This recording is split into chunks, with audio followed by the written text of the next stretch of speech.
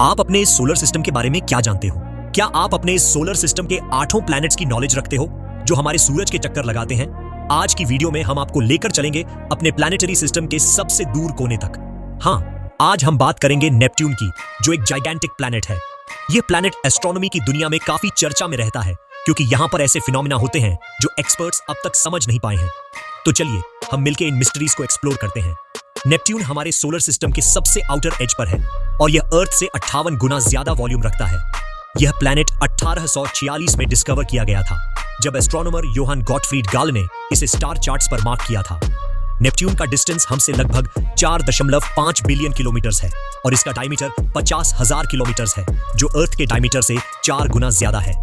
इस वजह से नेपट्यून सोलर सिस्टम का चौथा सबसे बड़ा प्लैनेट है। एस्ट्रोनॉमी में नेपट्यून को आइस जायंट बोला जाता है, जो उन प्लैनेट्स को रेफर करता है जिनकी मास वॉलेटाइल केमिकल कंपाउंड्स जैसे हाइड्रोजन, हीलियम और मीथेन से बनी होती है। यह कंपोजिशन नेपट्यून को अर्थ से काफी अलग बनाता है।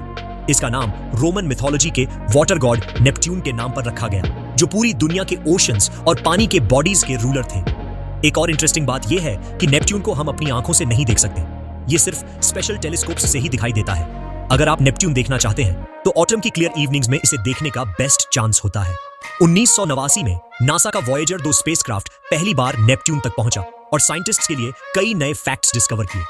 वॉयेजर 2 का मिशन पहले ही 10 साल पुराना हो गया था और इसने नेपट्यून की पहली क्लियर इमेजेस ली। इसके अलावा यह स्पेसक्राफ्ट नेपट्यून के 6 नए मून्स भी डिस्कवर कर पाया। लेकिन सबसे ज्यादा हैरानी जो बात हुई वह थी नेपट्यून के सरफेस पर होने वाली एक्सट्रीम स्टॉर्म्स। यह स्टॉर्म्स इतने इंटेंस थे कि विंड्स की स्पीड 2400 किलोमीटर पर आवर्स तक पहुंच गई थी, जो अब तक रिकॉर्ड की गई सबसे तेज विंड्स थी। कोई भी लीडिंग एस्ट्रोनॉमर यह समझ नहीं पाया कि ऐसे पावरफुल स्टॉर्म्स कैसे हो रहे हैं नेपट्यून पर।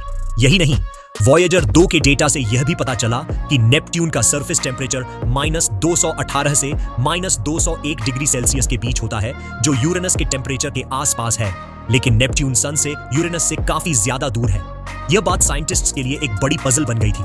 नेपट्यून का टेम्परेचर समझने के लिए हमें यह जानना होगा कि इसका कॉम्पोजिशन कैसा है। क्योंकि नेपट्यून गैसेस और वॉलेटाइल कंपाउंड से बना है, साइंटिस्ट्स को इसके टेम्परेचर को मेजर करने में काफी मुश्किल होती है।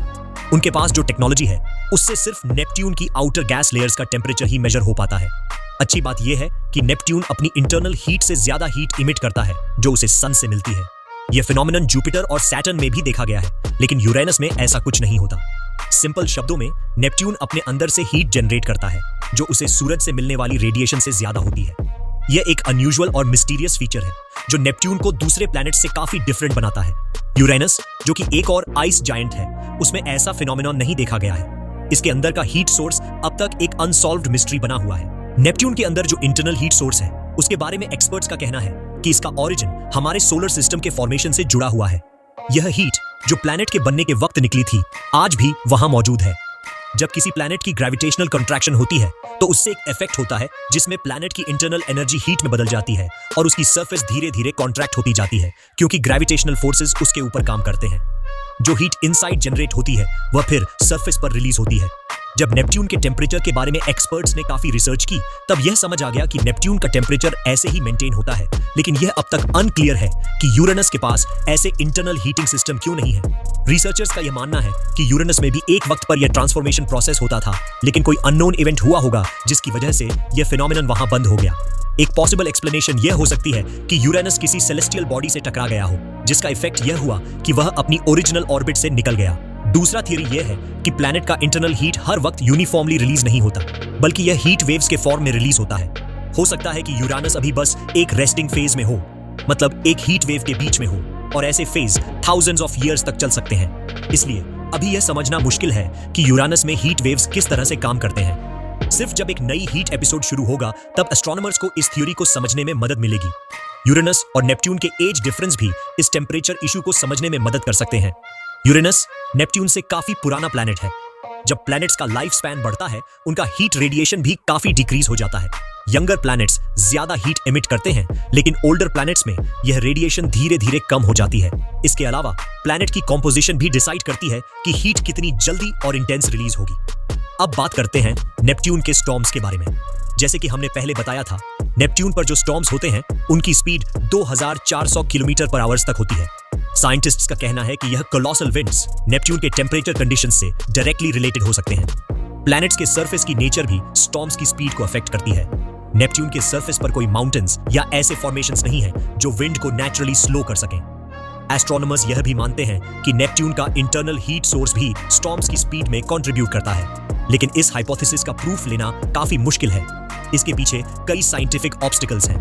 अर्थ का एक नेचुरल साइकिल 1 साल में कंप्लीट होता है, जबकि नेपट्यून को अपना साइकिल कंप्लीट करने में 165 साल लगते हैं। इसलिए नेपट्यून के बारे में इंफॉर्मेशन बहुत धीरे धीरे गैदर होती है और यह एक ऐसा साइंटिफिक प्रोजेक्ट है जो कई जनरेशंस को इन्वॉल्व करेगा। जब गैस जाइंट्स की बात होती है तो उनमें काफी एनर्जी विंड बनकर रिलीज होती है, जो सॉलिड प्लैनेट्स के कंपैरिजन में अलग होता है। इसीलिए नेपट्यून जो अपनी एनर्जी ट्वाइस रिलीज करता है जो वह सन से लेता है, उससे यह समझा जा सकता है कि यह वायलेंट स्टॉर्म्स कैसे जनरेट होते हैं। कुछ एस्ट्रोनॉमर्स का यह भी कहना है कि नेपट्यून की विंड्स अंदर से निकलती है, जिसमें इंटरनल हीट और नेचुरल रोटेशन दोनों का रोल है। इससे यह भी समझ में आता है कि यूरेनस पर जो वाइंड्स हैं वह नेपट्यून के स्टॉर्म्स के कंपैरिजन में काफी वीक है। भले ही दोनों प्लैनेट्स का रोटेशन रेट सिमिलर है, लेकिन यह अभी भी स्पेक्यूलेशन का हिस्सा है, क्योंकि यह समझना काफी कॉम्प्लेक्स है।